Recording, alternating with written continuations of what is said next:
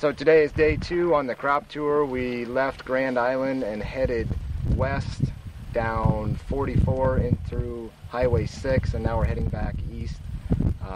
Seen mostly irrigated fields to this point. Extreme surprise at how well they're doing compared to what we saw yesterday in the South Dakota area and the northern part of Nebraska. Soybeans initially, when we started day 1, the soybeans were very low on the pod counts. I noticed from the base of the soil line up about 10 inches there was aborted pods, so that reduced the numbers pretty quickly.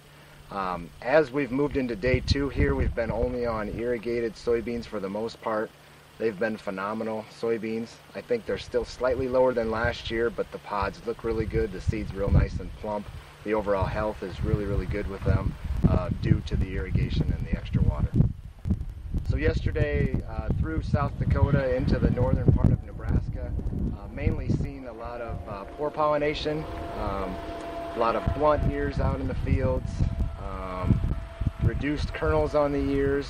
All of this is attributed to the heat stress, the dry conditions. When we got into the irrigated fields, the ears got a little bit better, but they still had some heat stress signs.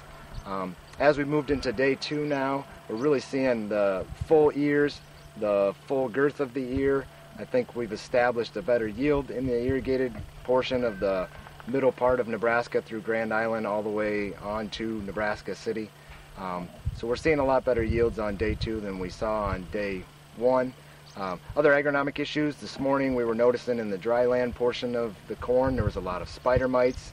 We noticed corn aphids to be heavy pressure in spots, and additionally we saw some stalk rots in the dry land portion. Split the stalks open. The nodes were already starting to get a little necrotic, so definitely going to be some harvest issues in that dry land area. So really the corn, depending on where you're at, whether you're in dry land or irrigation, is a totally different story. The best thing we could do is cool off the temperatures and really slow the crop down.